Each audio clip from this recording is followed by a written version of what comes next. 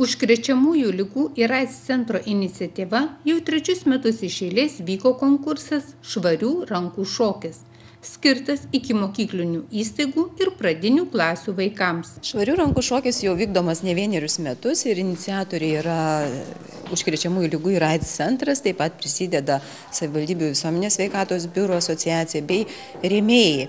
Šito konkurso tikslas yra skatinti vaikus naujomis formomis, išmokti elementarios asmens higienos, tiksliau švarių rankučių.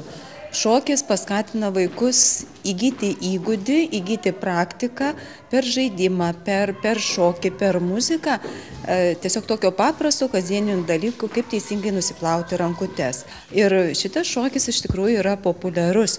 Kiekvienais metais, nežiūrinti tai, kad dalyvauja virš 200 dalyvių šitame konkurse, yra problema atrinkti juos, nes visi gražus, visi labai spalvingi, labai kūrybingi, labai inovatyvūs ir tiesiog atrinkti tuos pačius gražiausius ir geriausius, teisingiausiai techniką atitinkančius konkursinius dalyvius yra didelė problema vertinimo komisijai. Ir džiugu, kad vaikystės darželis mokykla dalyvauja šitame konkurse jau ne vienerius metus ir matomai ta praktika, ta patirtis padiktavo tai, kad jie ir tapo teisėtai ir pelnytai šito konkurso laureatais. Tuo mes labai džiaugiamės ir manau, kad tas filmukas, ta nedidelė 1 minutės trukmės rankų plovimo technika paskatins ir kitus daugiau domėtis asmens higieną, kosėjimo etiketu. 2014-aisiais laureatais tapo mokyklos darželio vaikystė trečiokai,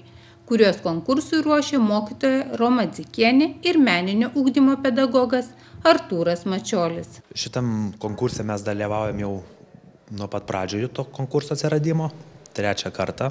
Tik tai 1 kartą pavyko mums laimėti tą konkursą. Reikalavimai iš tikrųjų nėra sunkus. Vienas reikalavimas, kad turi būti judesiai panaudoti šitie teisingi rankų plovimo ir 1 minutės trukmė filmuko.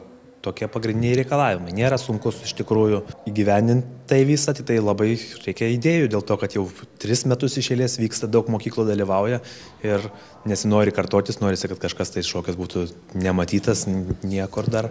Nustebino apdovanojimą? Nustebom iš tikrųjų, nes nesitikėjom laimėti, dalyvavom dėl to, kad mes priklausom sveikatą stiprinančių mokyklų tinklui, tai dalyvavom nesitikėdami laimėti. Kad svarbiausia dalyvauti, o laimėti jau kaip pasiseks.